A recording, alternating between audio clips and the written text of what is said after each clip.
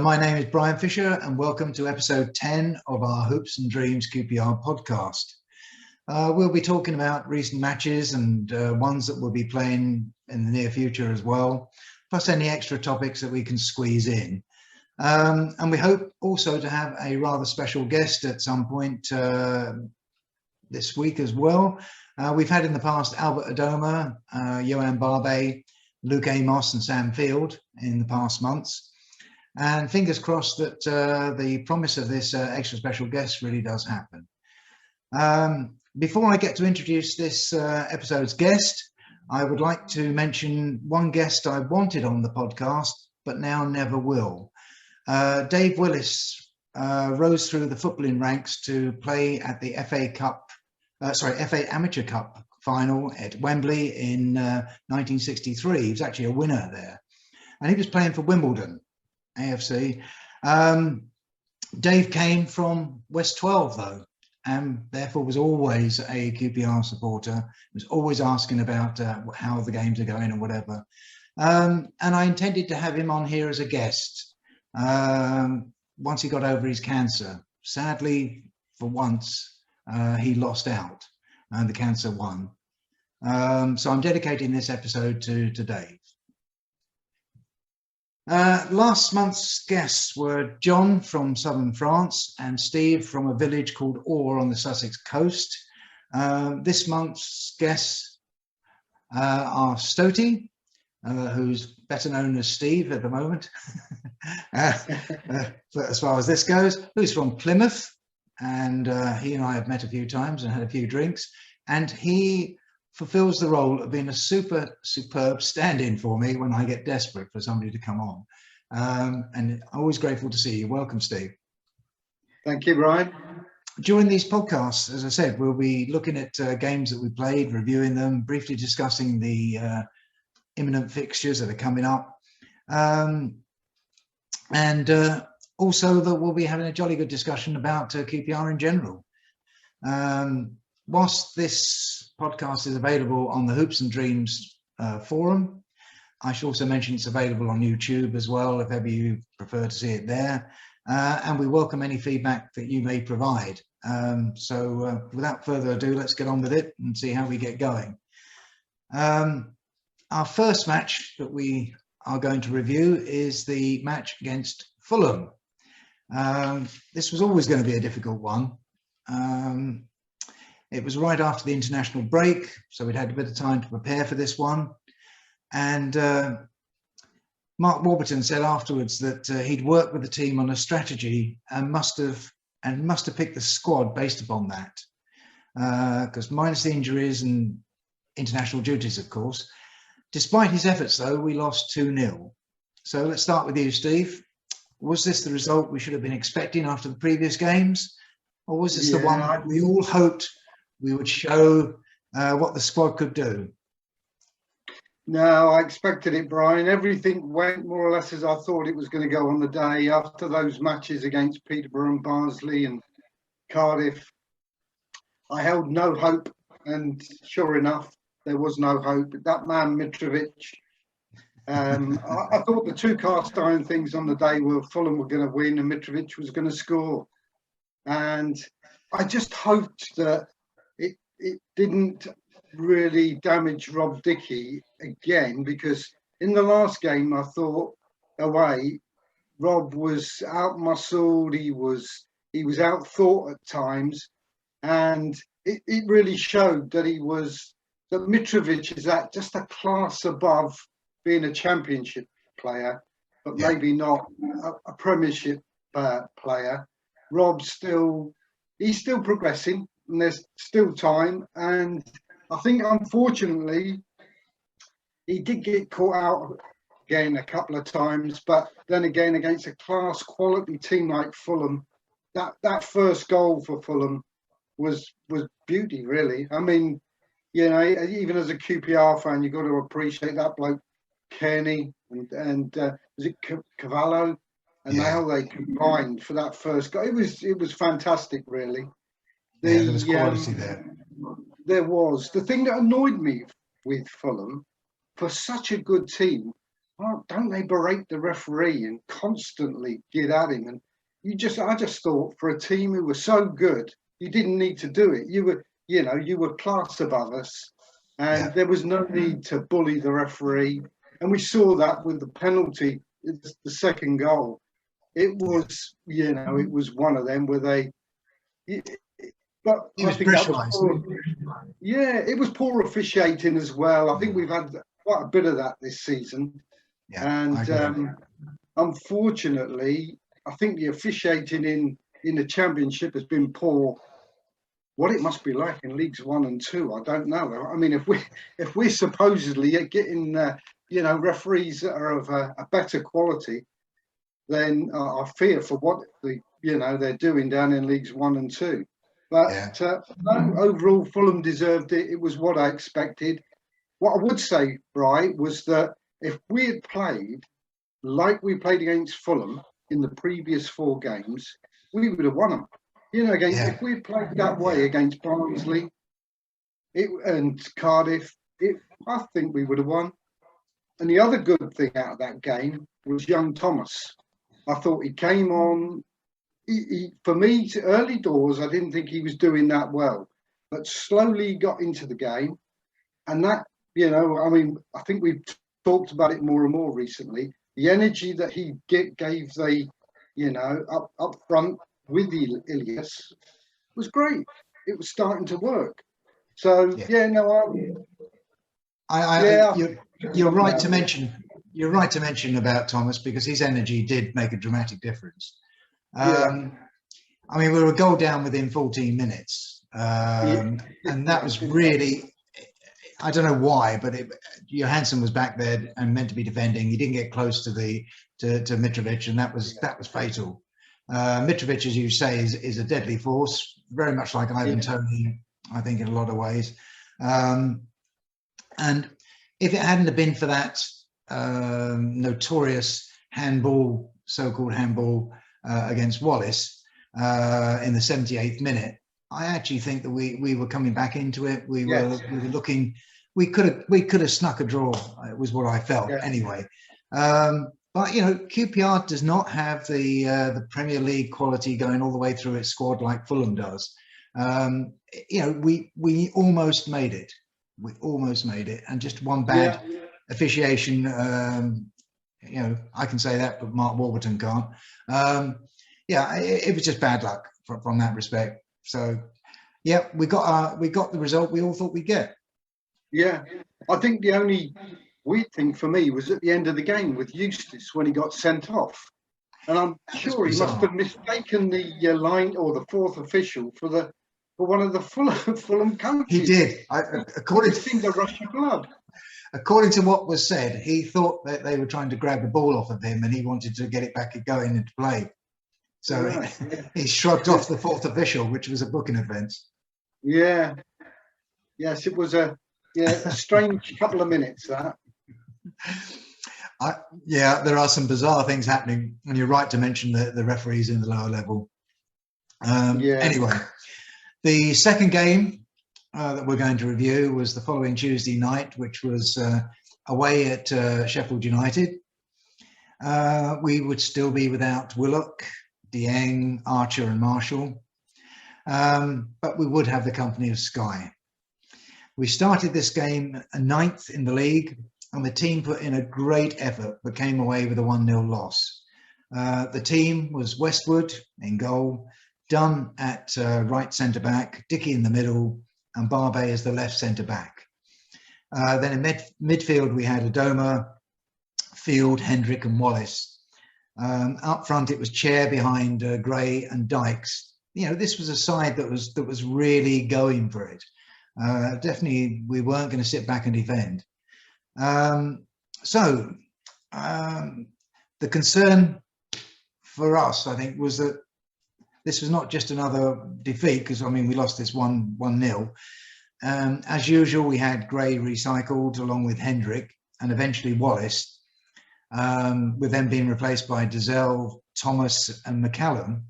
However, nothing really made much of a difference in that we still could not score in open play. So I don't know, Steve, what do you think? Yeah, we could have done without this game. Got a long trip up north. I mean, I know Northwest will say, "Oh no, that's that's the place to be." But a long trip up north, and then to start with that corner, it was so simple, wasn't it? It was we'd seen it before. It was as though it was going to happen, and Yeah, our set piece defending really is, even in recent it was poor. games, It was it was poor. poor. That was poor, and and I never feel sorry for Warburton, but I did. I thought the players let him down a bit in this one, and after the game, I really felt sorry for him when he was giving his after-match interview. He looked so dejected, so despondent, and you can see that he had obviously said to them, "Whatever you do, guys, they're set piece specialists from corners. Make sure you're not, you're on the ball, you're thinking Yeah, about what's going on," cover. and they just let him down. I totally agree. I mean, there's no doubt this was a closely fought match, with only that very early goal to separate us. Do you think it was a fair result? No, I thought we deserved a draw out of it. I Yeah, so thought do I. that what happened, and I thought, and the reason that I felt so sorry for Warburton was he knew that after that game, another defeat, then everybody was going to be calling for his head.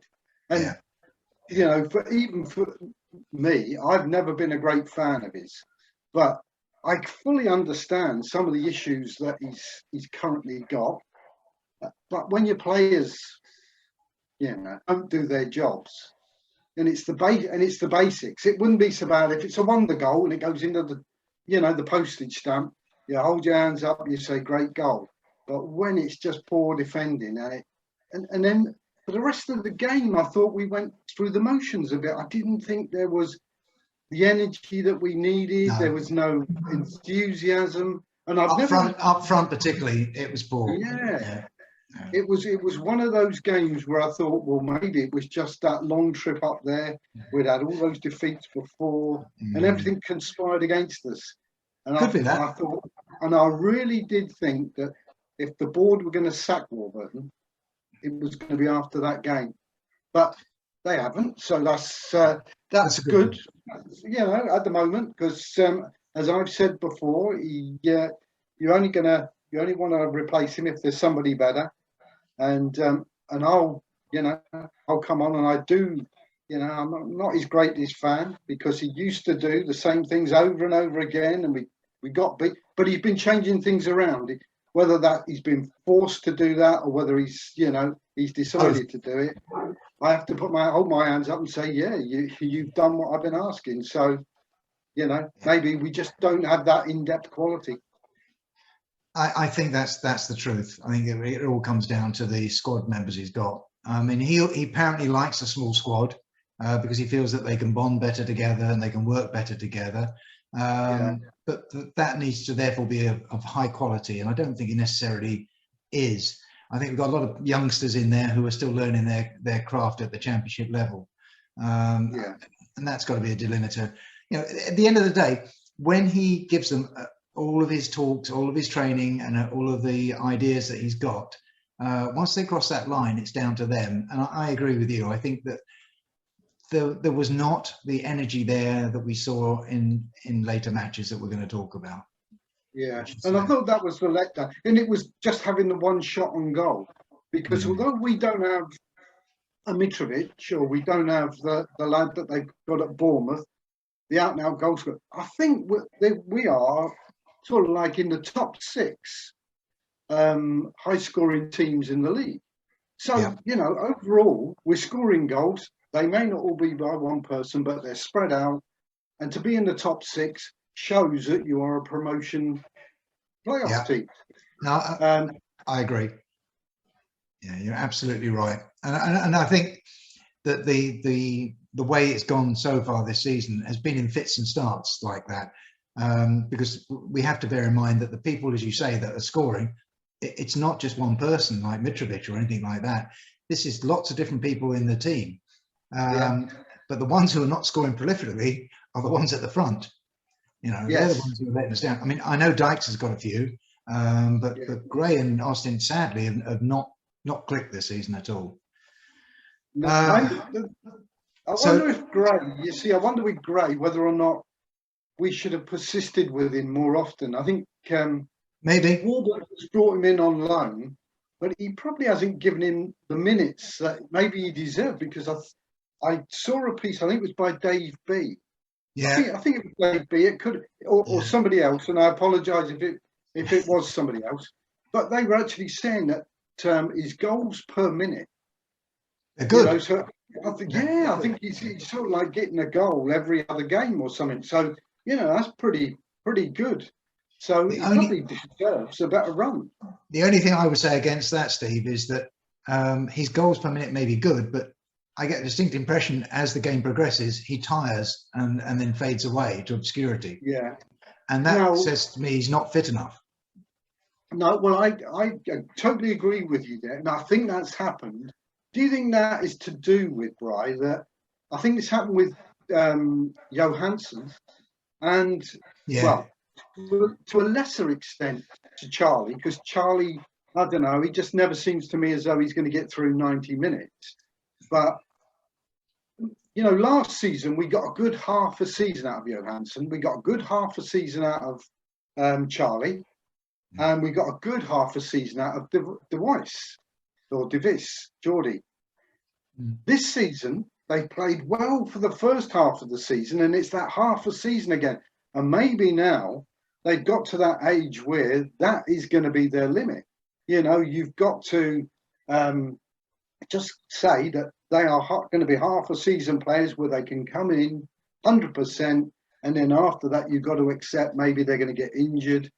Their performance is going to dip. And, you know, to me, there's something that we need to find out, because not only are they not being able to last the full season, but the number of hamstring injuries that we've had throughout the club has been, you know, extremely high. Yeah, no, and as involved goalies as well. Yeah, it was good. Yeah. Pretty weird. I mean, that is just strange, that one, yeah. Okay, so after losing against Fulham and losing to Sheffield United, we're away again, this time to Preston North End, only for our losing streak to continue with a 2-1 defeat. Prior to the match, Mr. Warburton described the squad as a little like Emergency Ward 10. That comparison was reinforced when Westwood was injured in the warm-up and Mahoney had to take over. This was our 5th goalie out of action. Unbelievable. So those who criticised Warburton for no plan B saw exactly that. A return to a back four, probably forced upon the gaffer in all fairness by the unavailability of the injured Dickey and Barbe from their journey to Sheffield. And so we had Sanderson and Dunn as the centre-backs, with Adebayo and McCallum on either side of them. In midfield, we had Field and Johansson, apologies to him, in the middle, along with Amos and Dazelle. And up front, it was Chair and Dykes. So we're going 4-4-2.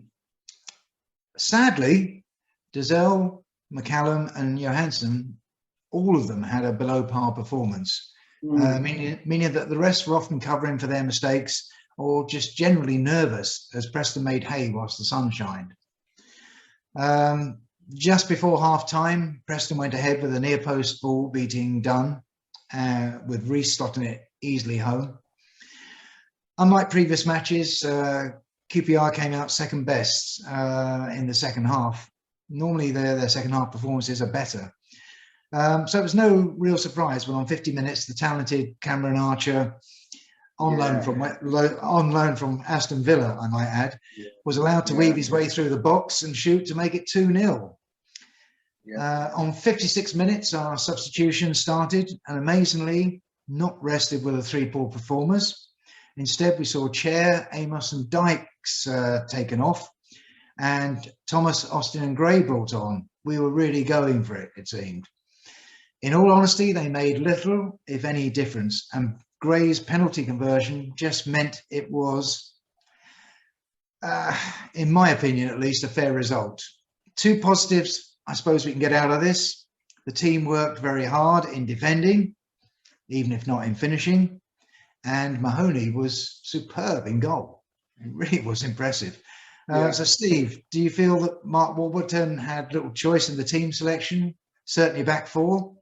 No, I think that was it. We were down to the bare bones, weren't we? And then to find out just before the game that Barbe was injured, and then Westwood when he got injured in the warm up.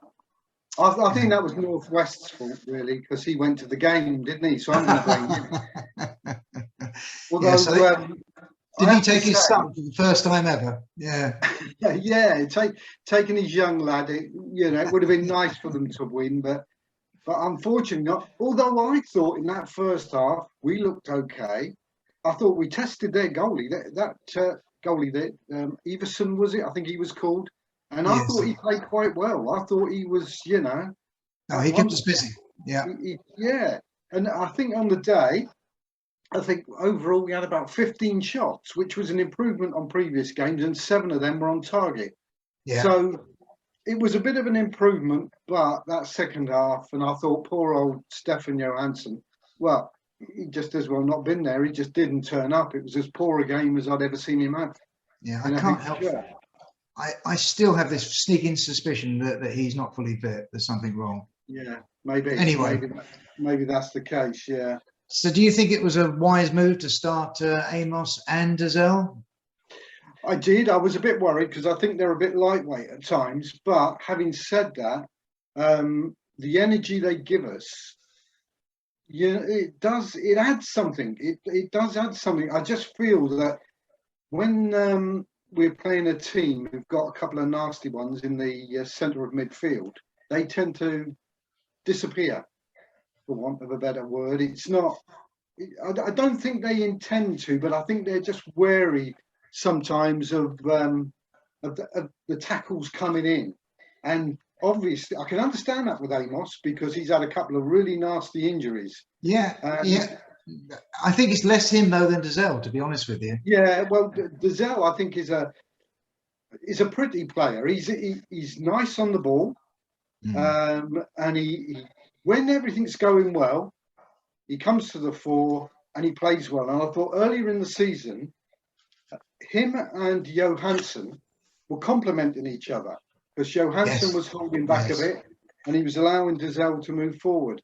But now that Stefan is, well, whether he's injured, whether he just can't handle the 90 minutes, I suppose we can debate that. But for me, it wasn't really working, and I thought in the second half, again, we petered out really. We did. I have to say that when Thomas came on, we saw what you were describing. It was like the Duracell bunny being let loose almost, the way he was behaving. He really was good. I think we'll come back to that. Sorry? Do you think he's been unlucky? I think in the recent, I do. Since Willock got injured, Thomas for me was the ideal replacement. And the thing that makes Chair tick was Willock. Willock makes Chair tick, and the two together sort of like had an understanding. And I think Chair without somebody doing the running and helping him out a bit, and the passing, he's just he becomes a bit of a waste of time as well. But with Thomas, as a replacement for Willock, because Thomas is never going to be as good as Willock, but he does that job. And I thought we did well when the two of them link up. Yeah, they did. Yeah, I agree with you. I think when it comes to close ball play, Chair and Willock do seem to have this superb understanding, and it works very, very well. And you can see that others like Dykes and Gray or Austin haven't got that connection with them. You can see that. No. So he is sorely missed. There's no doubt about it. We do miss him. Okay. It was the same link up, right? Yeah, sorry. No, I was just going to say that it's the same with Dykes and Austin last season.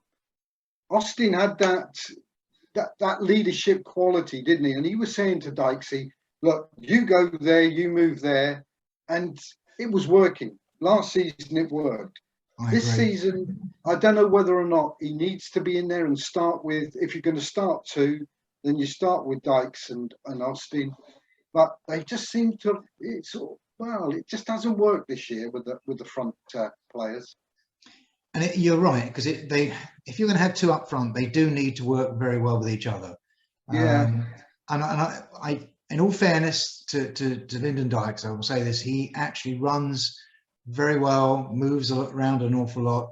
He gets the ball on his head, flicks it over. It's from that point onwards things go wrong. Sometimes his flicks are not very good, but often it's the fact that whoever it is, whether it's Gray or Austin, isn't connecting. They're not bothering. no, I must say, not bothering. They're not able to get to the ball. I understand what you're saying. I think age is, caught up with them, which is a real sad thing to say.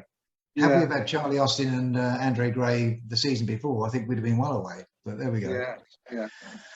Okay, so the following Saturday, Saturday's fixture was moved to Good Friday, and we were away again, this time to Huddersfield. They were a side that's pushing hard to secure their playoff place. They sat comfortably in fourth, whereas we had 5 solid losses to show for our efforts. If that wasn't bad enough, Mark Warburton had precious few options for the starting 11 and opted for a 4-2-3-1 formation, with Chair, Amos and Thomas supporting Dykes, and Field and Dazelle were in the back supporting them. But we did have Westwood back. Mahoney was stood down and Westwood came back, which I suppose was something. And he was back as the standing goalie. The match ended in a 2-2 draw. So, Steve, was this an entertaining match for you? Yeah, it was. Can I just say, before I talk about this, I just want to touch on that lad Mahoney, because I never said it. He did brilliant. To come on in that Huddersfield game, he be called up probably, he knew about 5 minutes before he was due to come on the pitch that he was going to make his debut. Brilliant debut, and it's great to think that we've got a young lad waiting in the wings, another decent looking goalie who's waiting in the wings. So, yeah, that was good. But sorry, yes, getting back to Huddersfield, it was, I thought it was an entertaining game. Yeah, disappointed by the defending from the blooming corner again, though. Is it something about going to Yorkshire? I don't know, that we just can't defend corners. You've got to worry, haven't you? God, dear. I mean, and in all honesty, there was nobody close really to Barbet when he sliced it into the net. So, I mean, it was unfortunate, wasn't it? Yeah, it was dire, mate. What can we say about this one? I mean, I know that when I was listening to the commentary, they were going about how entertaining a game it was for the neutral. Yes, it was. Wasn't so good for the Huddersfield fans or for us. No. But, so we stayed 12th place in the league because of this. The performance, though, was a good one. I mean, we did play well. The fans had that confirmation that they wanted, that the players could battle and that they could score goals. Right. The draw was much anticipated and much appreciated by the fans. And in truth, we could have turned the possession and domination that we had into a win. But in the end, we got the draw and we actually scored 2 goals in a match, which is starting to become a rarity. The starting 11 was, as we've said, a bit makeshift, but it did the business. And they performed well as a team, which is becoming the important thing, I think. One big positive was seeing Amos get a goal for all his efforts. And Chair, finally back from the African Cup, not just in body, but in spirit as well. And he scored his 9th goal. So welcome back, Ilias. You've been missed. That was it. I thought in this game, again, I thought that after Huddersfield scored their first goal, they sat back a bit. They let us play. And I think we grew in confidence from there. And it was good to see. But I would say as well in this game, and I know he gets mentioned on the Hoops and Dreams a lot. But Sam Field, I thought again, what a player he's becoming. He's Absolutely unbelievable. magnificent, isn't he? Yeah, I mean, You you know, look at the youngsters around, particularly people like Dazelle and Amos, who are playing alongside Field. When they see him going into tackles, when they see him everywhere on the pitch. I mean, at one stage in Huddersfield, I think I saw him. He was the last person by the goal. He was then he was the person over on the left, clearing it out onto the wing. Then he was on the right. I just was amazed, and that yeah, gives them the enthusiasm and the knowledge that they can do the same. yes, yeah. So fair credit. I was very impressed by Sam Field. I would think that he's got to be a good contender for Player of the Season. I would have thought. Yes, he's got to be up there. I mean, him and Willock have been the two outstanding players, haven't they? Really, this year. Yeah, they have. Yeah, it's been a crying shame that Willock has had the injury because, yeah, I think there would have been no doubt about it. He would have carried on scoring. He would have carried on assisting. But on the negative side, maybe he would have got poached in January. Who knows?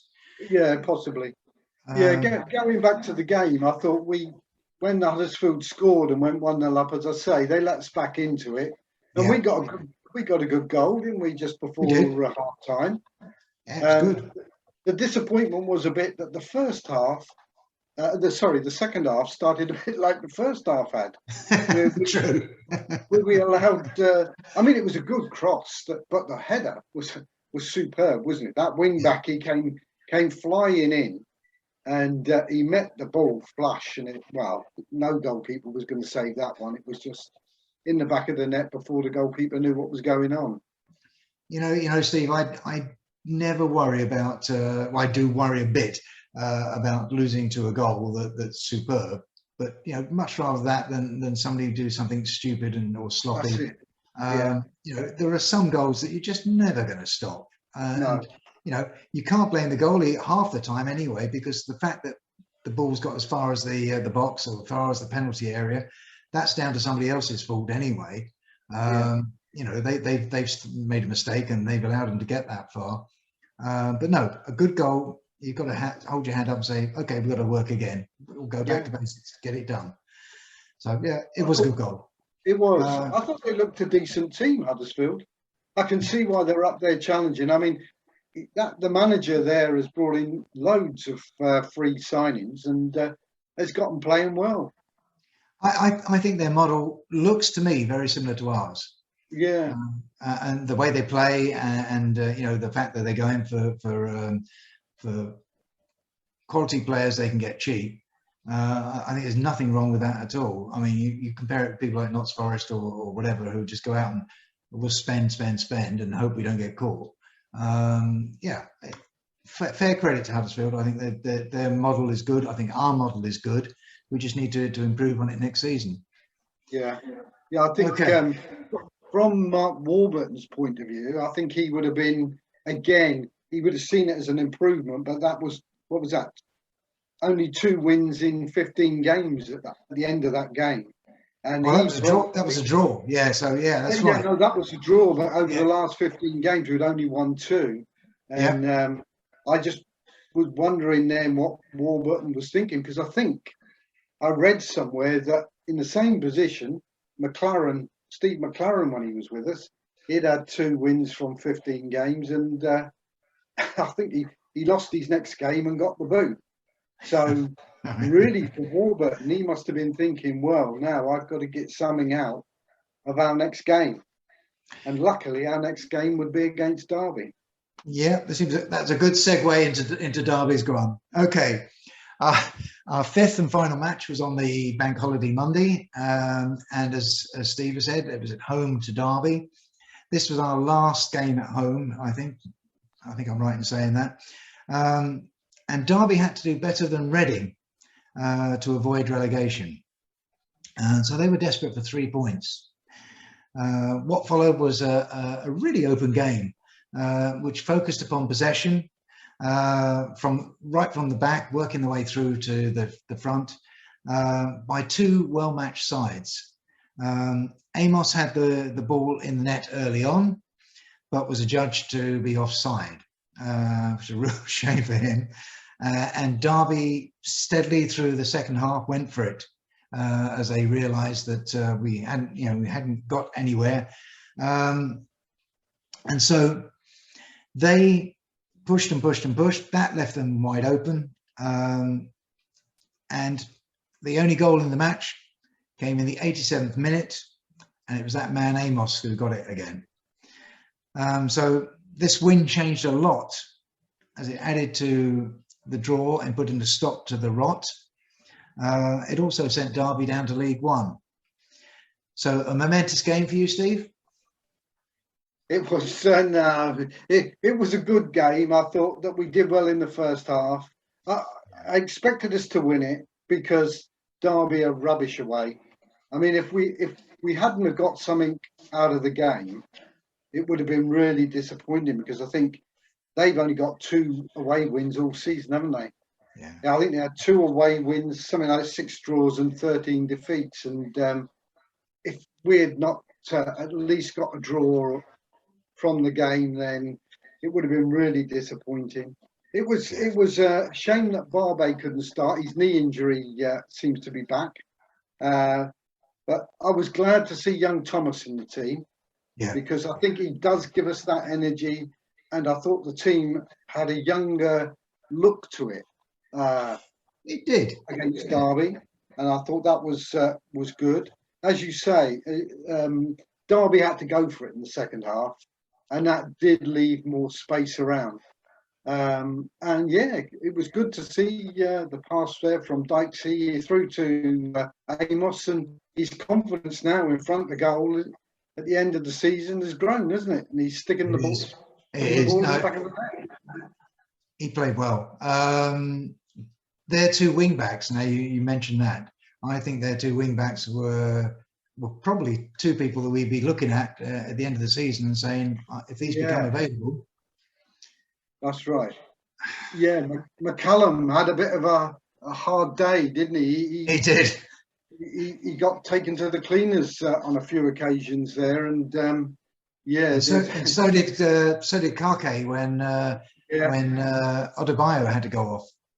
Yeah, I think poor old Kake there he's out of his depth in the Championship. He'll do you a reasonable job, but you've got to play. I don't understand why Albert wasn't coming on, but maybe that was to give him a sort of like a parting appearance. Maybe they're going to look to offload young Kake in the summer. Possibly. I've also got a sneaking suspicion. I mean, because we never know with the club because they're under Mark Warburton, they're very tight on the information. I've got this feeling that Albert Adoma again is also not fully fit. Possibly, yeah. And they didn't want to push it. So maybe our training regime is extra tough. I don't know. I have no idea. We're all speculating because we don't know. That's it. And I don't expect the gaffer to tell us when we talk to him. No, I'm going to say I think that when the thing is with Warburton, he had to get rid of a lot of players when he turned up. That was his remit, to clear out the dross that we had at the time and to replace them. And to start with, there was no money at all, so he had to bring in loads of free transfers. He was lucky in that they did sell Eze, and that brought him some money in. Yeah. And I mean, we can debate all day whether the signings that he's paid money for are the right ones, the wrong ones, or for the future. People like Charlie Kelman and Marcus Bonn, they might not work, but unfortunately, you pay your money, you take your chance with them, don't you? You do, and you know what? I think when you go to move further towards the front of the team you move, the more a risk it seems to become, because strikers seem to be the one area where you really are going to sweat. When you buy somebody, you've just got no idea, how they fit in. The one thing you've got to say here is that your manager knows how he wants the team to play. He builds the team in that way. He finds the players that fit in, and perhaps they're the missing link that he's been looking for. But I don't think you can do it in one season. I don't even think you can do it in two, to be quite honest with you. And certainly not with the money that we've got available. No, that's it.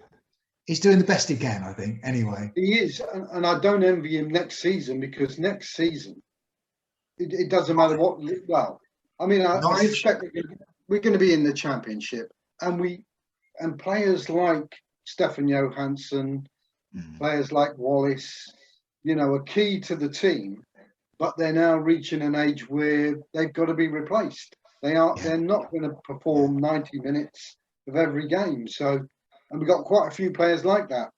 I think this is maybe then, we've got to be looking come August for some very smart buys, and the wing backs are still critical in terms of that.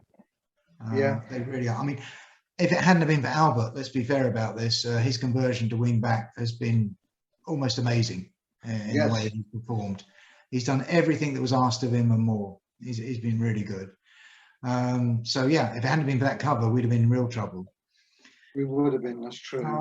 So, I mean, I think the point that we need to mention about this, the Derby game, is that this was a superb team performance. And by that, I mean, I emphasize the word team, because they all worked together. They were back to hunting in pairs for the ball. They were pushing all the time, looking for opportunities. They were running into space. There was a lot of high energy, high rate football. I was really, really impressed with them. Dazelle had one of his better games, I think, by far. Amos, you can see what Amos is going to become. He really is starting to mature, I think, as a player. And overall we did really well. The back four was a bit makeshift, and they did the best they could. I would like to hope that Barbe is going to be back for the next match and perhaps create a back three again.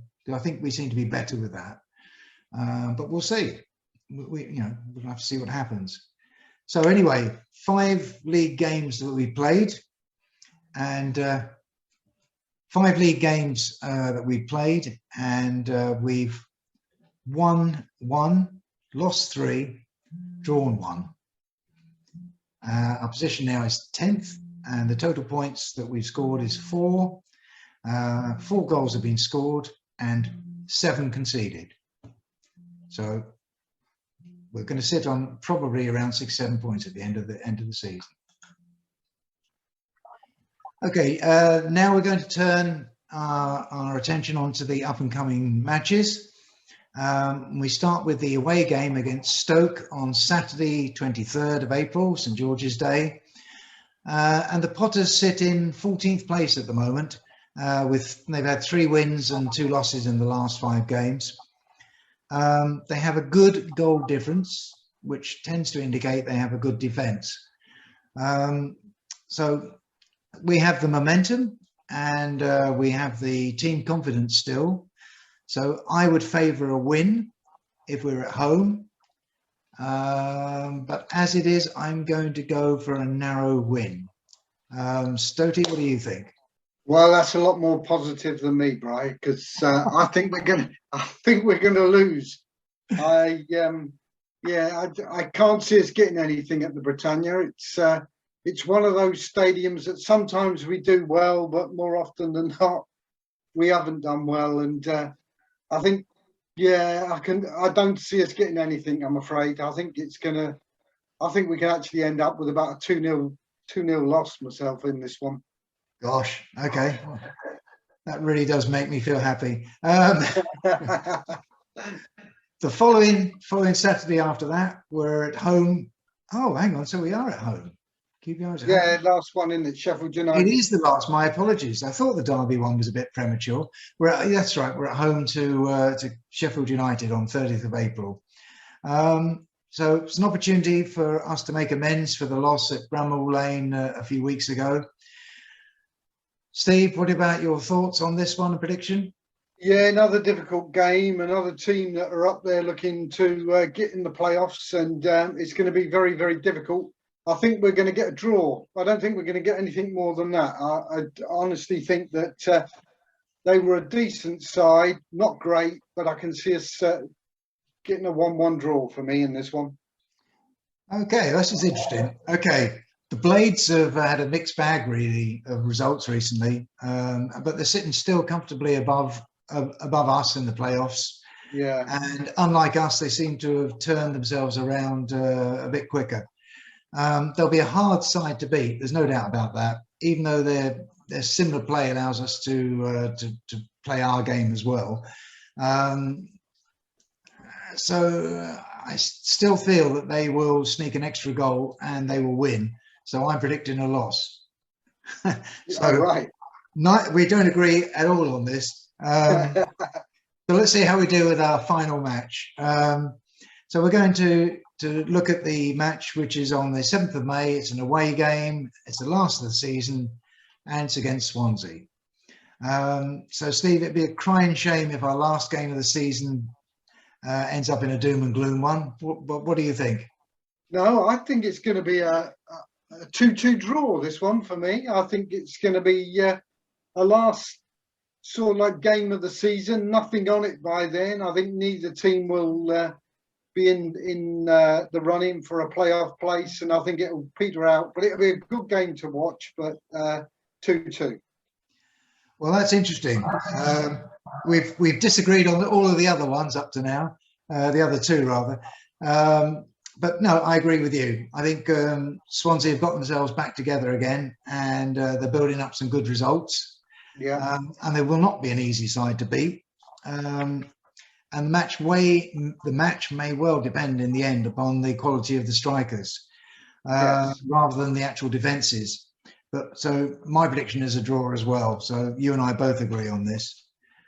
I'm not going to ask you about your player of the month, as we're still in the middle of April, as per se. But I was going to ask instead which player you felt in the squad had played and improved the most in the last 4 games. For me, Sam Field has been absolutely outstanding. He was good. He was good before those 4 games, but from what I've seen of him, he's just been the best player on the pitch for me, week in, week out. I would have said prior to that, Dunn had done well, but he's gone into a bit of a dip at the moment. Now, whether that's because he's lost his mate Rob Dickey, I'm not sure. I think so. Yeah. But Sam Field is sort of like he's risen. Well, I was unsure about him to start with, but he's done brilliant since he's got his fitness back, and the season's finishing at the wrong time for him. Yeah, I totally agree. I totally agree. Yeah, I mean, he's come back from his injury and he's done really, really well. You know what? I hadn't even got him on my list because I always regard him as quality anyway. If you look at Adebayo and Dazelle for their improved play, you could say that they've improved. You'd also have to include Chair and Amos.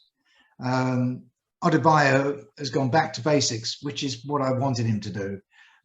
He plays a lot better for it without all the fancy stuff that he tries and fails. And Dazelle has actually improved his tackling and his ball distribution. We can see that in the Derby match, he was a lot better. Chair has returned from the pre-African. He's returned to the pre-African Cup quality that we know he's got. And for that, I'm truly grateful. But for me, I think the all-round improvement, if we ignore Sam Field, because I've gone on and on about Sam Field being so good, it's Luke Amos. His game has really, really come on. And it's lovely to see him playing so well. So I guess that really sort of wraps up that side of things. Playoffs out of the question? Yes, I think so. Realistically, for me, I think once we'd lost those 5 games in a row, that was it. We were always, destiny was in our hands at that time, and now we've got to look and hope that other teams do things for us, and I don't think that is going to happen. There are too many teams up there competing for a place in the playoffs. Unfortunately, I think we're going to fall short. Yeah, I agree with you on that. I have to say, I did not want us to go up. because I didn't think we were ready, but I did want us to make the playoffs. I thought it'd be a good experience for the team, to be quite honest. Yeah, yeah, Hey no, ho, that's true. Yeah. it is what it is. Own goal for Queen's Park Rangers and seals the victory. This podcast is part of our 10th episode of Hoops and Dreams QPR podcast.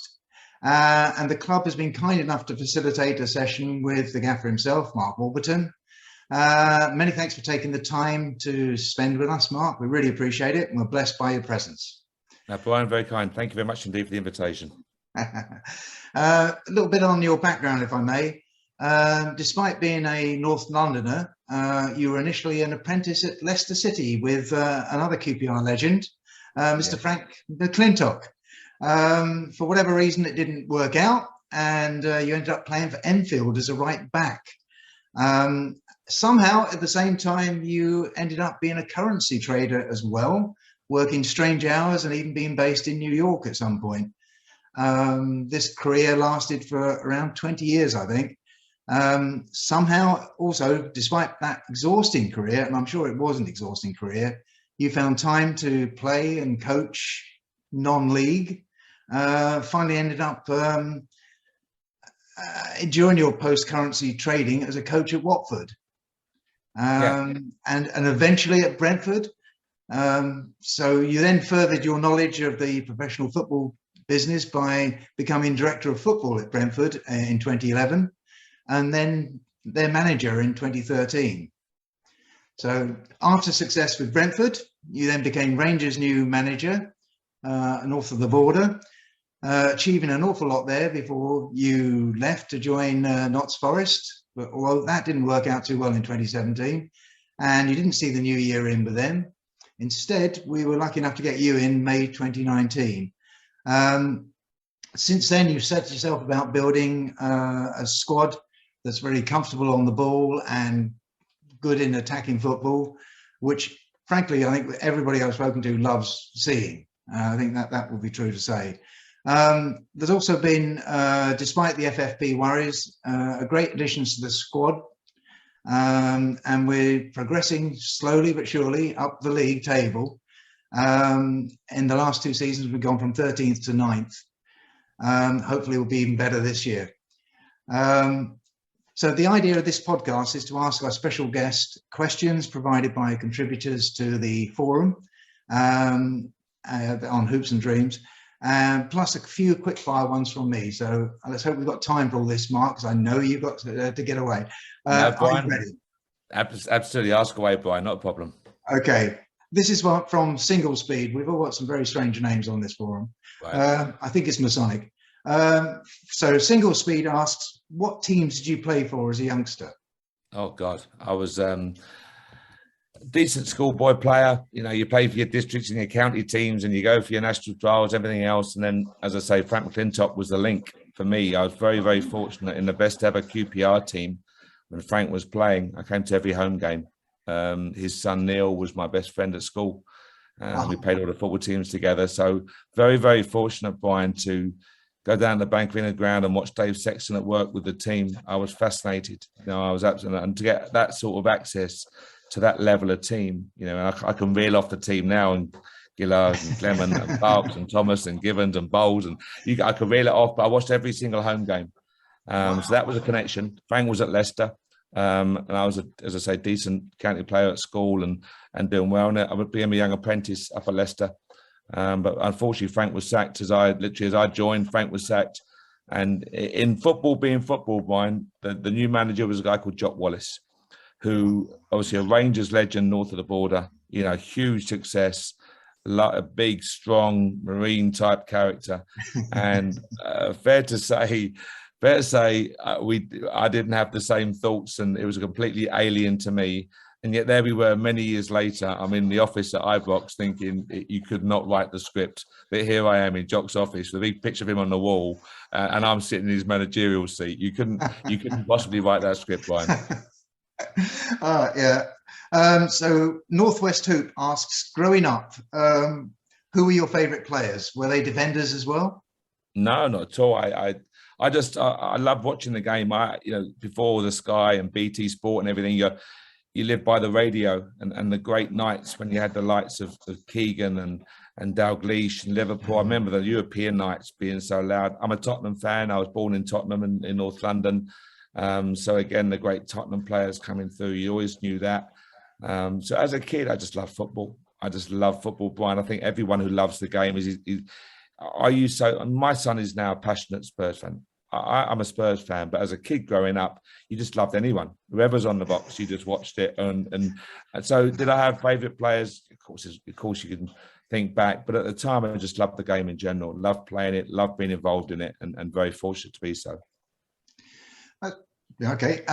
From Joe, he asks, how did you become a currency trader?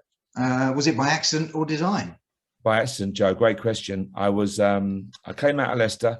And I'd end up being a bang average conference player, National League player. That's my standard, Brian. That's where I'm played. But my mum answered an advert in a paper, and it said, young competitive individual good with numbers. And I'd always found maths easy. I was very lucky, had a good education at Latimer Grammar School, and I came out I was the only one to leave with a good set of O levels, and I was good with numbers.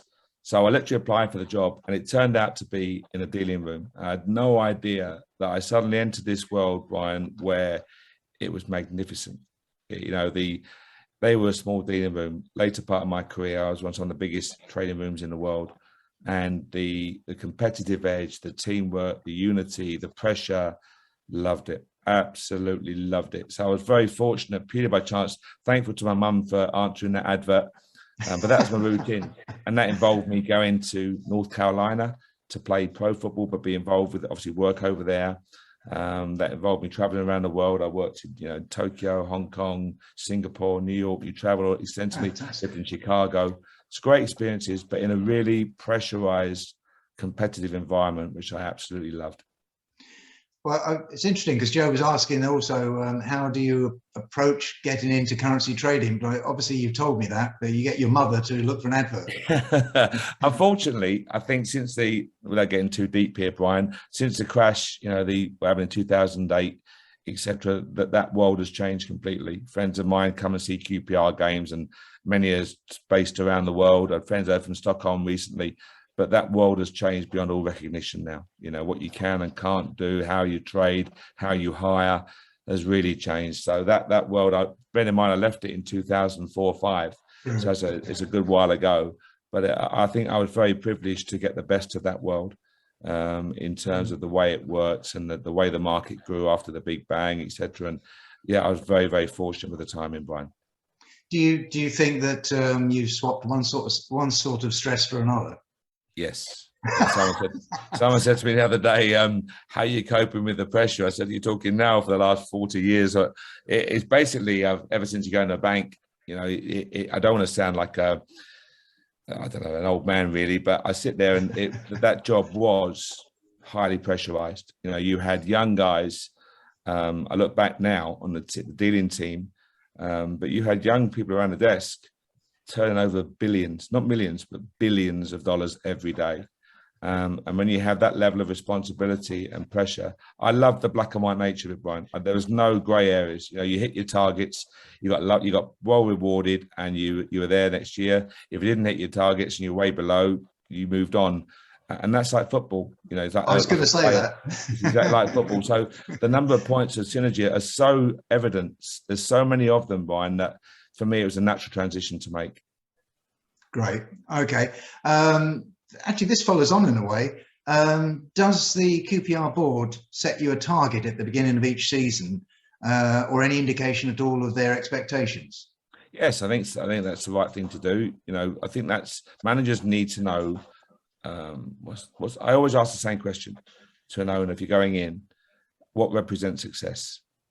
What represents success in the short, medium, and longer term? So, if you're a manager that goes in and the manager's been moved on, say in November, your first question, right, between now and the end of the season, what represents success for you?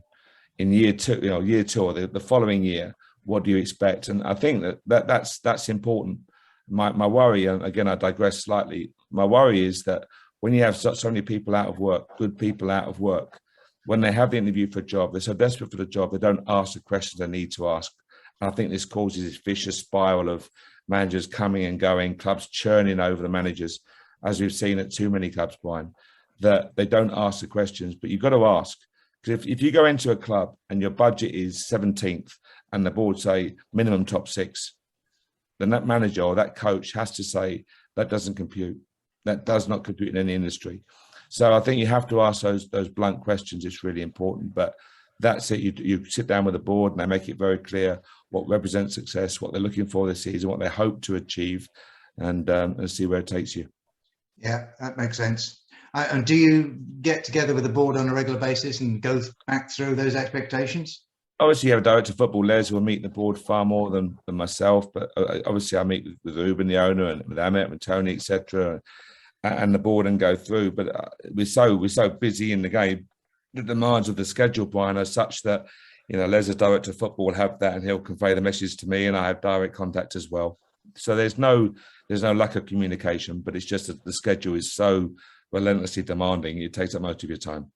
That's fair enough. I mean, in sort of looking around the opposite way, do you set a target for the team as well? Yeah, absolutely, we do. Yeah, so the very first day of pre-season training, when everyone's back, you know, I asked that question, and the players won't mind me. I'm not breaking the confidence here. What is a good season for us?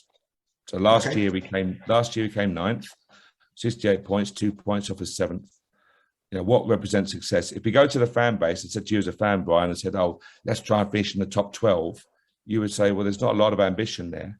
Now, budget-wise, that might still be a good year. Yeah. But you want to see your team progress, even if it's by a point, if it's by a place.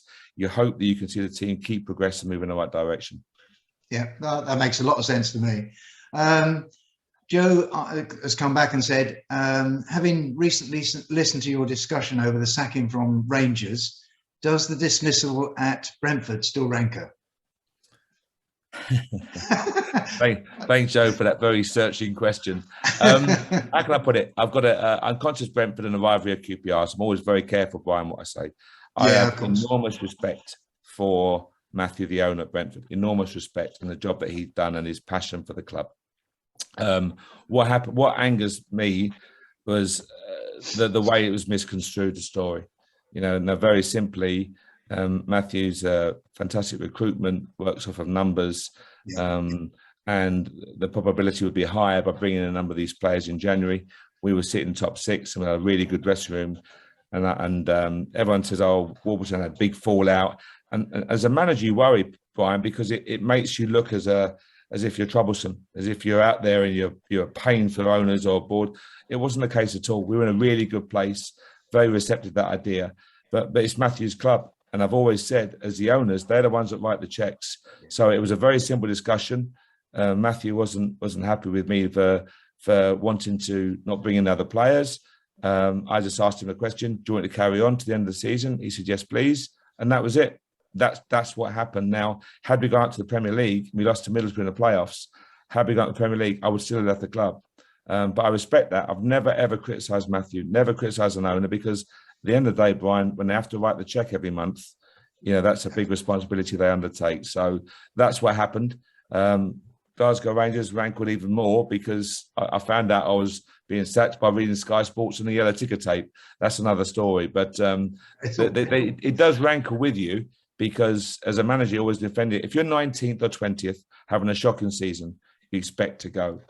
You know, Nottingham Forest, we hit all the KPIs. We hit every single target that we were set. True. And then you're sacked. You're sacked being mid-table with a younger squad. But there, again, you can't come out of the fan base because they move on quickly to the next manager. And that's football. So, yes, things do irk. Things do rankle, definitely, Joe. But you have to move on. You only live once, so move on quickly if you can. I must admit, since I've been doing these podcasts, I've learned that you've got to be very careful what you say, because it can be misconstrued. So, I fully understand that. Single Speed asks, other than football, what other sports do you follow and why? I love golf.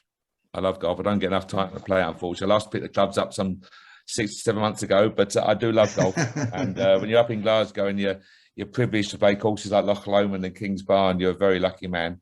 But again, it's getting time to play. I just love following it. I like sport in general. I do like watching sport, but as I say, really now for me, if I had to pick a second sport that I enjoy watching, I love watching the golf. I love watching the young players come through. I love the competitive nature of it. I love seeing the world number one change so many times because the level of players getting so high. So that would be my second choice, Brian, given a choice. Good. Oh, that's good. So do you think that if you retired from football, that's where you'd be going, on the golf course an awful lot? What, to play a lot? Maybe. I'm not sure the family would agree with that. But no, I think given a time, it's such a great game. It's such a chance to spend time with people you enjoy the company. You can talk, and it's not often these days, Brian, you get 4 or 5 hours to spend with people and have a good conversation. So that's what I would love to do, given a chance. But I hope retirement's a long way away yet. So do I. Right. From Joe again. Don't know why he's got so many in it. Do you have any advice for those outside the game at present who are looking for routes through to coaching? How would they get into it? Oh, Brian or Joe, if I'm honest with you, I get asked this question weekly. I get loads of emails, LinkedIn, WhatsApp messages from people who somehow get my details and say, I'm a young guy who wants to get into coaching and be a full-time coach. How do I do it? And then I get messages, I want to give up my job and go into full-time football. And I'm always wary what I say. And I always say, I'm being very respectful here. Please do not, be disheartened by my comments. But it's a brutally tough route to take, Brian. Now, I left the city.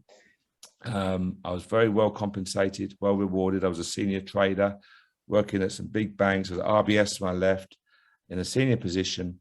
And I took like a 97% pay cut to go and work in the Watford Academy. And there was one time, and Sean Dyche, who's a very good friend, was my youth team coach. And Sean and I were on the side of a motorway, it's pouring down with rain. And we looked at each other like, what are we doing here? And it was tough.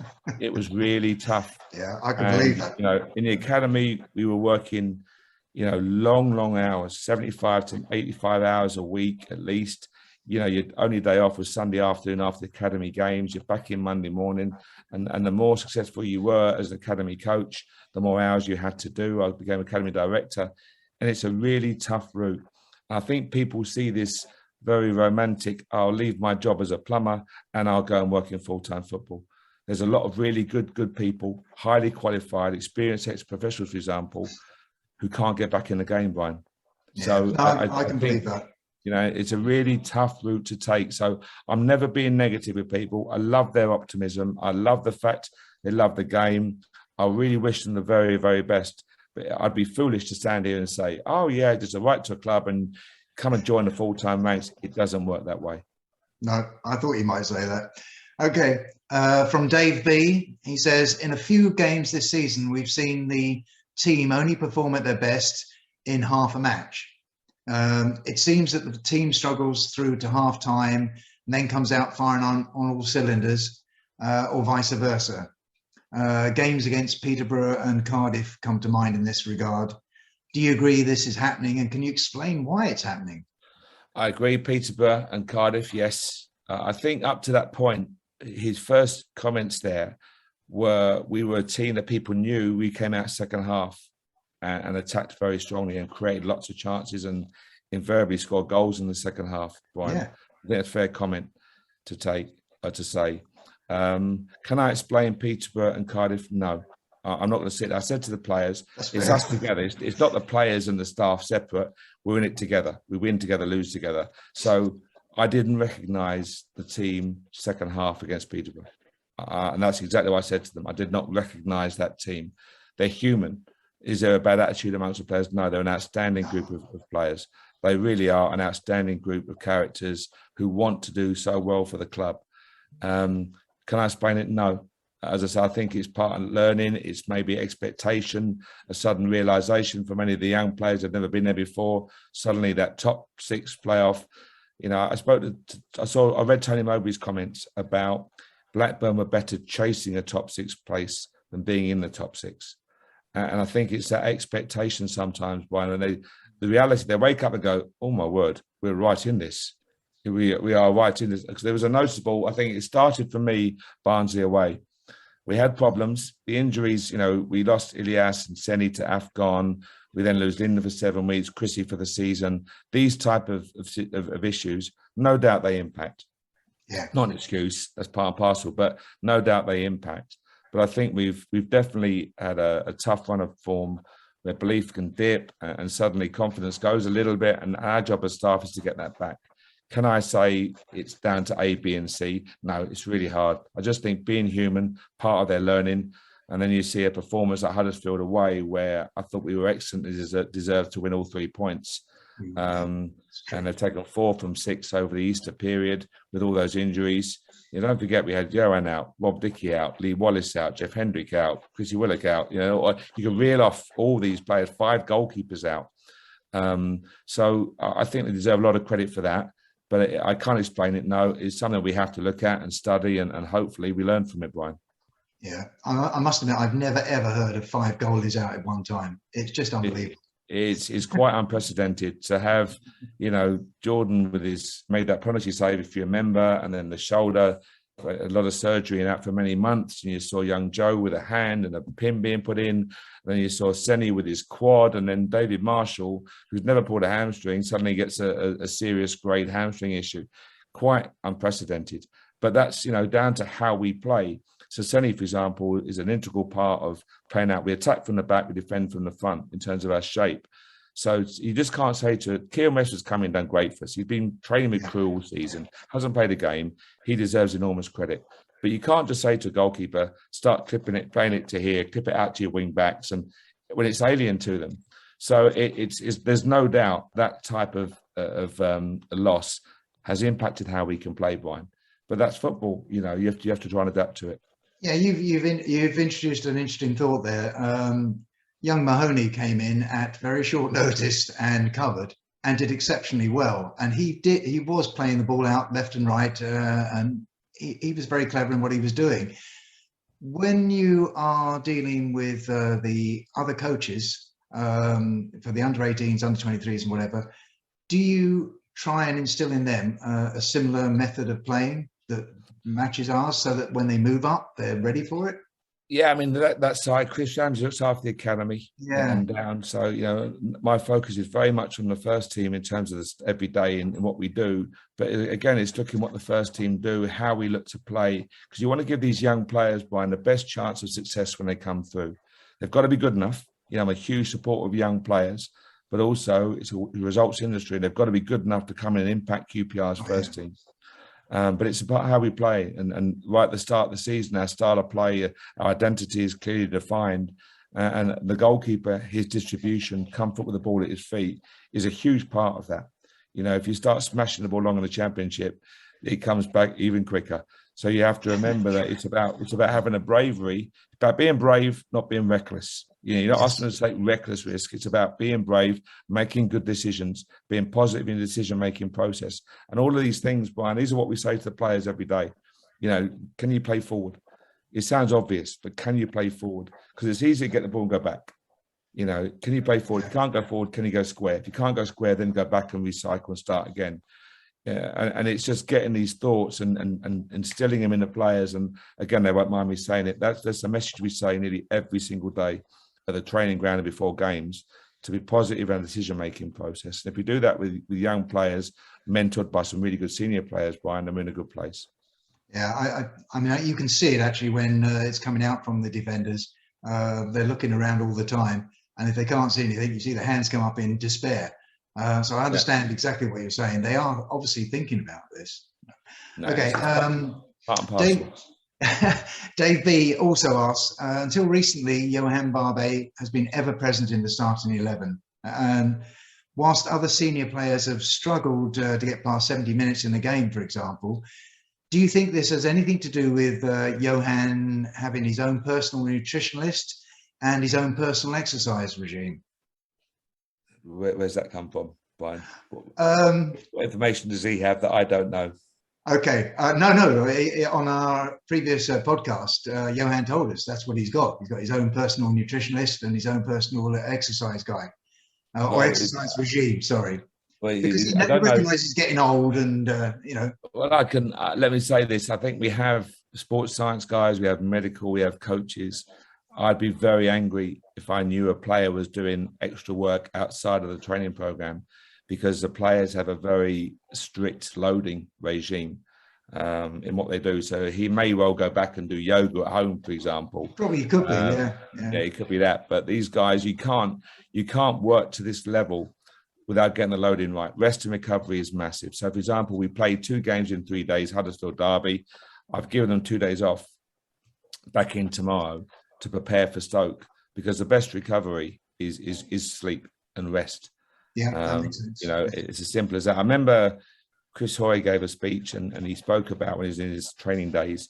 And he said, in terms of rest and recovery, he said, if I'm standing up, why am I not sitting down? If I'm sitting down, why am I not laying down? If I'm laying down, why am I not asleep? And it's that type of, you have to have that mindset. So Johan is a really good guy. Enormous respect for Johan. But again, we have a nutritionist at the club, what they eat, the food is prepared for them. They're professional athletes, Bryan. So yeah, everything is covered in that respect. So, talking about sort of the injuries and what we've had obviously quite a few hamstring problems. Yes, we have. Do you think that's anything to do with the training regime or just sheer bad luck? We look at this. You have to look at it. And the doctor's outstanding, and we talk to have this number of serious hamstrings. What has changed? Nothing has changed. We look at the individual loading on the players in terms of, they do their strength work, their robustness. Everything is. These are professional athletes. They're not. You watch football on TV and you think everyone. The amount of work that goes into these players, all the clubs. Can we explain it? No, not at all. David Marshall's never had a hamstring in his life. Done nothing different, and then bang, gets a serious grade, 3C or something hamstring injury. I can't explain it, but we look into it. We look at their loading. Is it down to the games program and the relentless demand of the games program? I was going to say that. Yeah. I think that has a big part. The fatigue element. Look at some of the fixtures where we've had Hull away on a Saturday, Middlesbrough away on a Wednesday night, get back Thursday afternoon, and with the early game on Sky on a Saturday. Yeah. I think that type of situation. Then we lose Lee Wallace, we lose Sam McCallum. I think there's a cumulative load whereby there's a point of almost breaking point for the players, Bryan. No, I understand that. Stoti asks, we all know that money for new players is tight, and transfers out have a huge impact upon improving those restrictions. But did you feel that in January we were stuck between 2 stools in terms of transfers in? Damned if you brought in players to do well in the Championship, but not necessarily in the Premier League. And damned if you spent far too much on a player to serve only to serve us next season in the Premier League. I mean, you really didn't know what was going to happen, did you? No one knows. No one knows in January. And that's the problem. Unless you're sitting there and you've won every single game up until January the 1st, no one knows, Bryan. So, I think it's a real difficult question, because financial prudence, responsibility of the board, Lee, and the job he's done, etc., has to be highlighted. And supporters are very passionate, emotional about the game. Go and spend him. Go and spend 5 million on him. Buy him. He's available for 10 million. It doesn't work that way. And you've seen what's happened to clubs who have tried that route. And Monday was a very, very disheartening day for football. To see a club of Derby County's history and tradition go down is tough. For the supporters, of course, for Wayne and his staff and the young players. But it's tough. But it's, as I say, I think January is always the hardest window. What do you do? And people say, just go for it. It doesn't work that way, because you can go and spend £10 million on a player, Bryan, and he can do his ACL on the first training session. Yeah, true. And it's, you put all your eggs in one basket, or you get sent off and misses 3 games. And all these aspects have to come into play. So I think financially prudent. What does that player add a value or quality you don't currently possess? Is he accessible? Is he within reach, etc.? Are the agent's demands sensible? All of these various aspects come into play. And unfortunately, fans aren't privy to the information that we are working in the club. No. And we can't release them. I was at a previous club and I said, well, why can't we get him? Because the agent was asking for a massive chunk of money to get the deal done, which is never going to happen. But you can't go into the fans and say, by the way, this person here. So it's a very difficult one. January is undoubtedly the hardest window, Bryan. And, we looked at it. We tried for a couple of attacking midfielders. They weren't available. We couldn't afford them. Simple as that. As a manager, you have to recognise that financial prudence is key now. Yeah, no, I fully appreciate that. I think January is a horror minefield as far as I'm concerned. It is. Okay. I wanted to ask, I've often thought in the last 12 months about how QPR could consider playing without a designated striker. And, like Man City have taken to doing. And I always wanted this to be tried. And lo and behold, we had to do this because of the injuries at one point. I think it was against Blackpool? Am I right in saying that? Yeah, and Blackburn is what I think is. Oh, sorry, yes, okay. And that experiment, I don't know if it was a success, really. But have you given up on it? I hope not. I've got to be very careful how I say this because it sounds derogatory to our own players. I don't mean it to in any way. You mentioned Man City as an example, and they're using Gabriel Jesus, Raheem Sterling, Phil Foden, Mahrez. You're talking about 50, 60, 100 million pound players who have the world-class technique and balance to be able to pull that off. So it's a very, very difficult situation. Training wise, to try and get that type of relationship and movement patterns, you need loads of work to go into it. The problem we face in the Championship, also from a training perspective, Bryan, is you don't get many training days. When you have this 8 games in, 7 games in 21 days, or it's a game every 3 days. You train, you travel, play, recover, travel, play. It's just a maintenance program.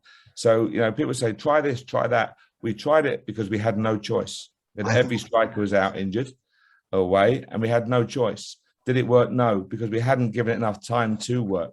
But I'm not being rude here. It's a fad. People say change from a 4-3-3 to a 5. You do a 5, and the same people 2 months say change to a 4-2-3-1. Come on, guys. I know everyone wants to be. It's in a pub, talk about football. It's what we love about the game, the opinions and the ideas. But it's, you're dealing with individuals, players, and you've got to be consistent and you've got to give them every chance of success. Yeah.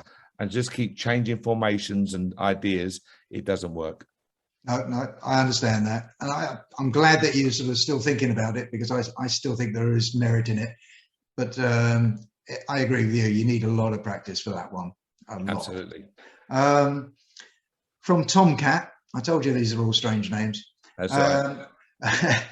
All of the following would have been great to chat to, but which of these 3 managers would you have most liked to chat to? And he's got down Brian Clough, Sir Alf Ramsey, or Sir Bobby Robson. Sir Bobby Robson. Oh, that's interesting. Okay. I was very privileged to meet Sir Bobby. That's who I'd have chosen. An outstanding gentleman. I'll cut a long story short if I can. I was working with the Beckham Academy, and we had I was doing the City link with the Beckham Academy. Long story short, Bryan, we had 24 teams being purchased by the City banks to come down and be managed by a star manager, and we had Zola, and we had John Terry and Good Johnson, and we had Frank McClintock there, we had Martin Chivers, we had Jeff Hurst, all this type of Dennis Wise. So all these various managers. Anyway, we're due to have who was it? David Beckham was there, of course, himself. I think it might have been Frank Lampard. And Frank, whether he was ill, I can't remember what happened now. He had to drop out the last minute. And RBS, my bank I previously worked for, there's a lot of money to buy a team. An awful lot of money. We raised an awful lot of money that night. Frank dropped out, and he was managing RBS. So long story short, I'm thinking, oh my word, what do I do here? Day before. And Mark Warburton, Bobby's son, works in the City. And one of my brokers said, why don't you ask Mark if his dad's available? I think there's more chance of, seeing Lord Luke and riding Shergar down the high street than I'm going to see that. But anyway, football being football, he said, my dad's actually in London. I'll ask him. And Bobby agreed. So Bobby agreed to come in. And he came in and he was absolutely magnificent. And in the first game, RBS got stuffed by Goldman Sachs, I think. And Bobby, I remember, so Bobby walked in with a flip chart and said to the boys, I won't use the exact language that Sir Bobby used, but he said, do you want to take this seriously? Are we here to mess around? And all these big hitting hedge fund and bankers said, no, we take it serious. And he took his coat off, rolled his sleeves up and gave this tactical master, you do this, you do this. It was magnificent. The guys were in absolute awe. And it was a great success. They got knocked out in the semi-finals, and Sir Bobby was Sir Bobby, simple as that. At the end of the evening, I'm running around doing bits and pieces, thinking Bobby's gone in his Shawford car. And the guy at reception said, Mark, can you come to reception? And so Bobby said, thank you so much for the invitation. He said, I haven't got anything to give you. Here's a signed copy of my book, which I've got in my bookcase now, to say sincere thanks, fantastic evening. If ever I can be of help, Sir Bobby Robson. What a gentleman. What a gentleman. So in terms of his knowledge, his passion for the game, his coaching skills, his CV, I'd love to sit down and I would have loved to have had the chance of dinner and a couple of beers with Sir Bobby Robson. That would have been a privilege beyond all belief. Well, that's a good one. I'm glad I chose that one. Right. From Northwest Hoop, he asks, are you aware of the stat posted recently showing that you've now managed more QPR games than Dave Sexton? That puts you in the top 10 post-war QPR managers. I didn't even know the stats for this. Does that mean anything to you? No, I didn't know that. Of course, these things are important, Brian, because I heard someone say, I had a row a couple of years back when someone said, oh, forget all that nonsense. It's not nonsense because it's about the club that you're privileged to manage. I've said to you, Paul previously, I was born in North London. I was born in Tottenham. I support the local team. I'm not a passionate season ticket holder, but I support the local team. My son's more passionate than I am, but when you work in football, you're very privileged. And when you work at a club, you very quickly understand what it means to the supporters, what it means to the local community. And if you can't embrace that and understand what it means, then you shouldn't be involved in football. I don't want to sound like a holier than thou standing up here saying that, but it is. There's a lot of good people not working in football, Brian. Yeah, no, I appreciate that. I think you're very, very privileged. So when you have a stat like that, someone said to me, oh, you're the third longest serving championship manager. You are privileged. That's fantastic. I don't mind that at all. And you hit boundaries and, I know I'm near, I don't know, 350 games or something. And it's not a lot compared to Bobby but I had a different career and these are little milestones that you're very proud of them because it's not an easy industry. You're very privileged to be in it. And as I say, if you start ignoring those stats, you're ignoring what it means to so many fans. So a club like QPR, I was there, as I said to you, 76, watching all the games. Therefore, it does mean a lot. And very, very happy to hear that. Good. Okay. This one's from me. What do you think is the key ingredient that cements the relationship between the first team's squad and yourself? Trust, honesty, respect. Respect is the biggest thing for me.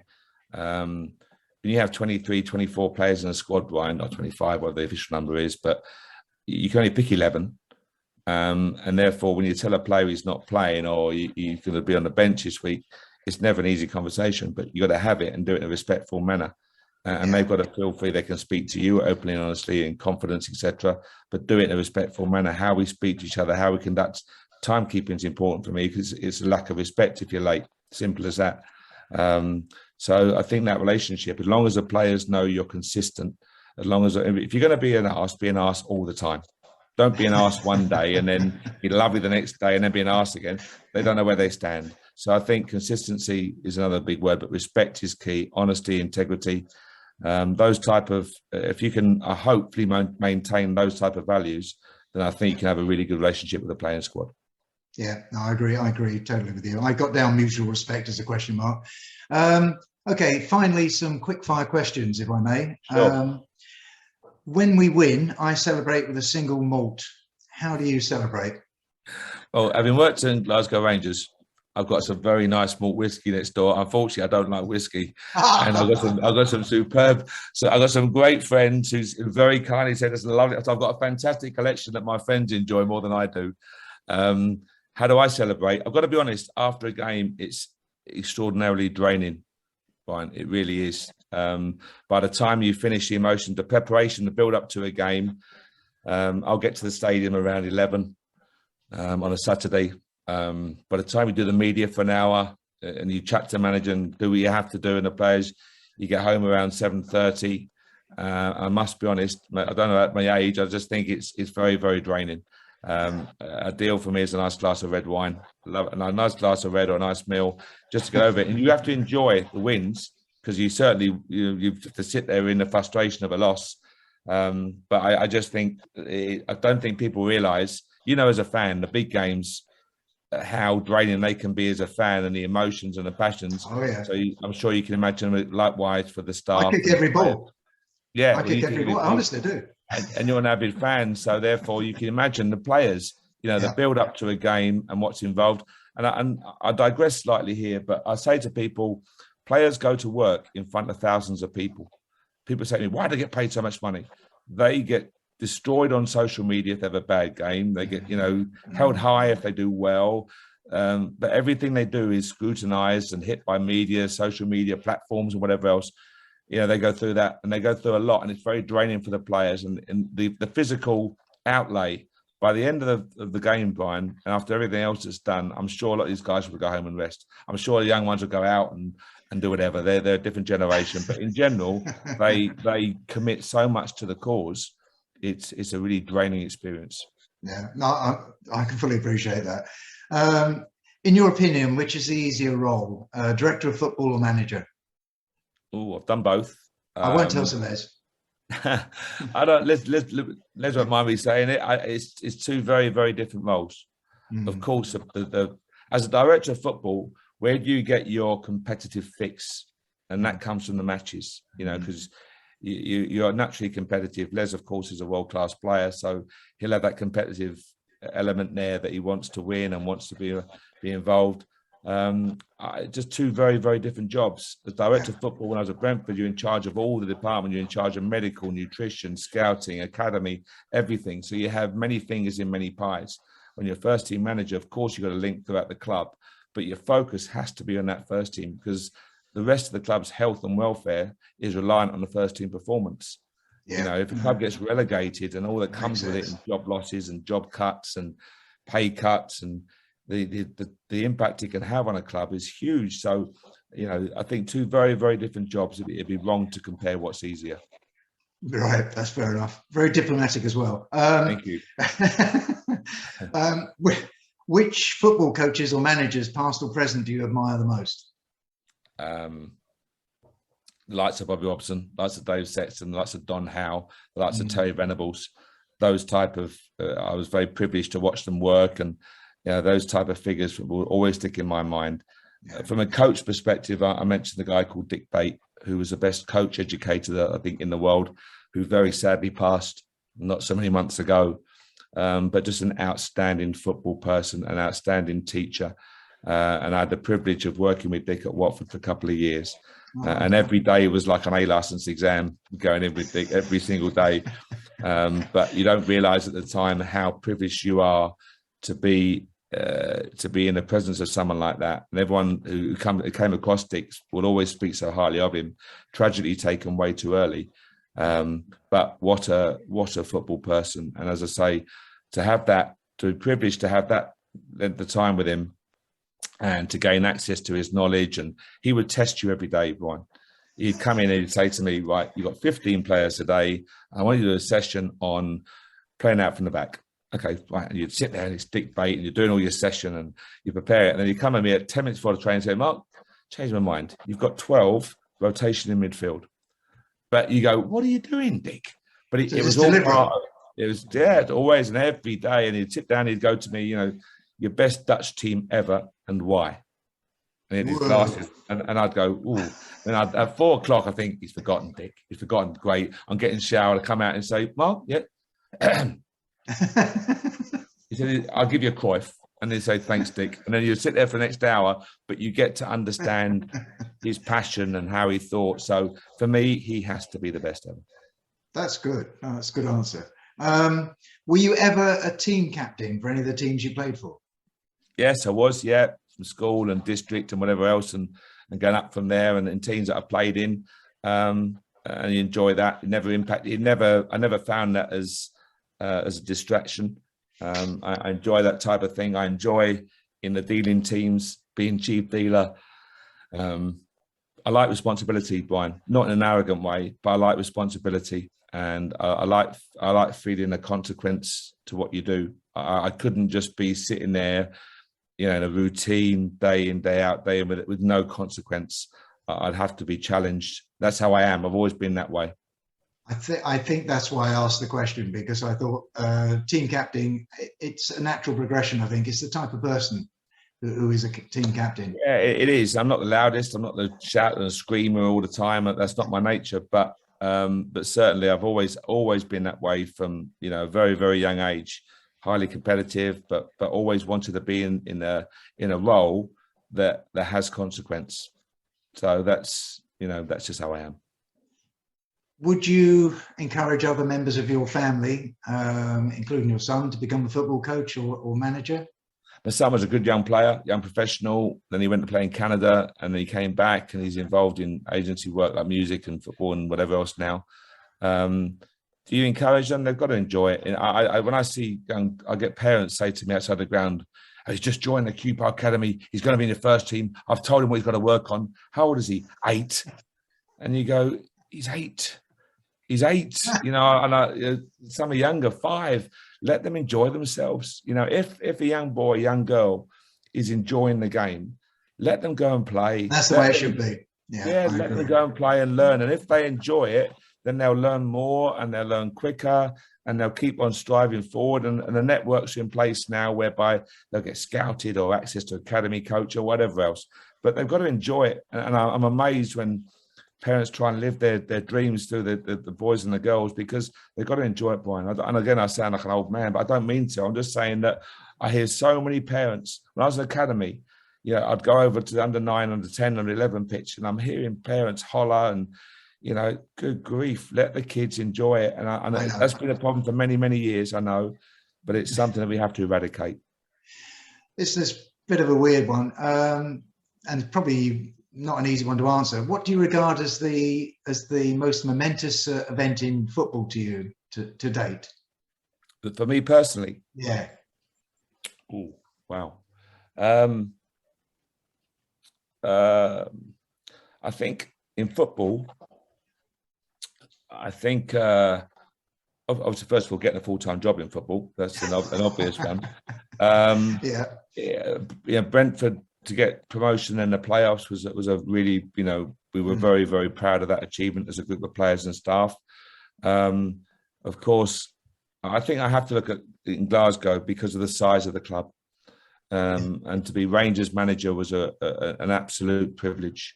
It really was. When you got, I don't know if you've ever been to Ibrox, Brian, but 50,000 fans at Ibrox. I was going to say the noise. Yeah, to manage an Old Firm games. I've managed games at Ibrox, at Parkhead, and at Hampden to beat Celtic, for example, in that semi-final. Knowing what you understood very quickly what it meant to so many people. So I understand. It doesn't mean any less to a QPR fan or Brentford fan. It doesn't mean any less. Never saying that. You eat and sleep the club. But it was the sheer vast numbers, if I'm trying to think, if Rangers played Spurs in the Premier League, for example, if that ever came about, Rangers could fill the Spurs stadium with away support. They took 300,000 to Manchester for the UEFA Cup final. You're talking about huge clubs. So therefore, in terms of momentous, to be in that privileged position of managing that level of club, that really was a moment when you go, that's special.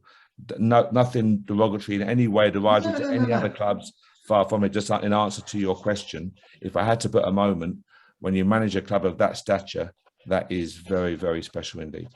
Yeah, and I think it's a good answer.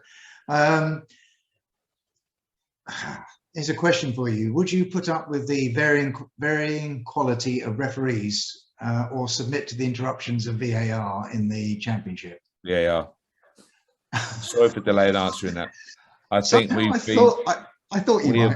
we have been victim to some shocking decisions and received, the apologies, etc.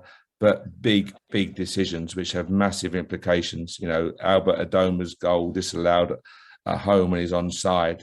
You know, the goal against Sunderland, which was clearly onside and cost you a game at the Emirates, which would be a great learning experience for the players and a massive income for the club. All these type of decisions. Cardiff City, when admittedly the previous question, you know, Rob Dickie was clearly fouled and they scored their first goal from that. Now that's a foul and they admit it and they apologise and it's all fair play. But that's a massive decision. And we keep on being victim of these decisions. I will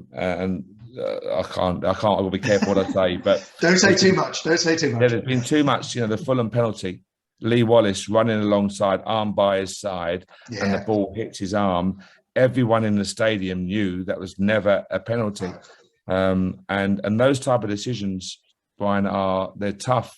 So for me, with so much at stake in the Championship, VAR is an absolute necessity. I appreciate cost, personnel, manpower, everything else.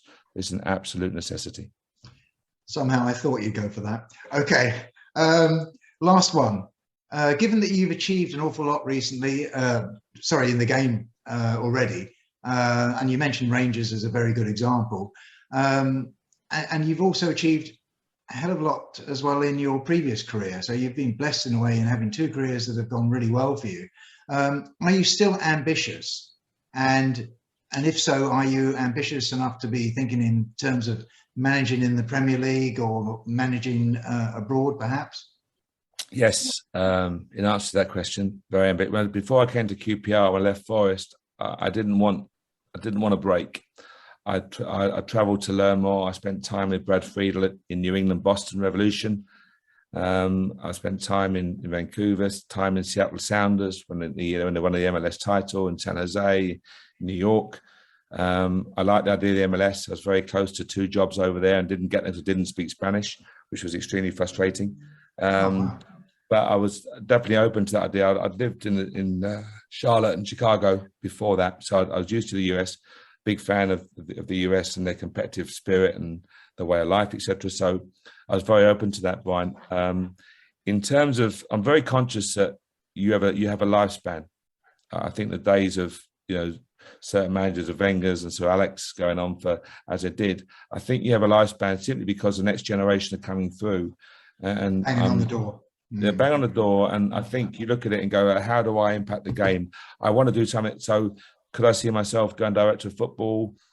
Very hungry for a manager still. I'm still very hungry to manage the Premier League, absolutely. But at some point, you have to acknowledge that the younger guys pushing hard to come through. It's their time. Yeah. And that's not me being lacking ambition or lack of desire or wanting to retire. No, not at all. But I think you have to recognise that. Is that point here yet? No. I'm still very, very hungry to manage at the highest level possible. And you know, as I say, I recognise we are very privileged to work in this great game. Very privileged. Therefore, enjoy as much as you can. You have bad days, and of course you come home with a raving hump and frustration, disappointment. But at the end of it all, you know, we work in football. And that's a very, very fortunate position to be in. So, yes, I think at some stage I'd love to be in a position, Brian, where there's consequence to your actions, whether that's, you know, working for a national association, whether that's working in a director of football role, whether that's a consultancy role, somewhere where there's a consequence to what you do. Yeah, that's a good answer. I think that's great. That's all I've got, Mark. And I really thank you for the time you spent. I know we've overrun. I really appreciate it, and I wish you all the best for the future. Brian, nice speaking to you, and I'm sure I'll speak to you again very soon, I hope. I hope so too. Take care. Thanks a lot. All the best. Have a good evening. Okay, well, that just about wraps up our April podcast, other than to say a really big thank you to my guest, young Steve. Plus, as ever, many thanks to the club for their efforts in helping us out, but above all, certainly not last of all, Dave Barton for all his efforts with editing. I really appreciate it. My name is Bryan Fisher, and this has been a Hoops and Dreams QPR podcast. Come on, you R's. We know who we are. You know who we are. We are QPR.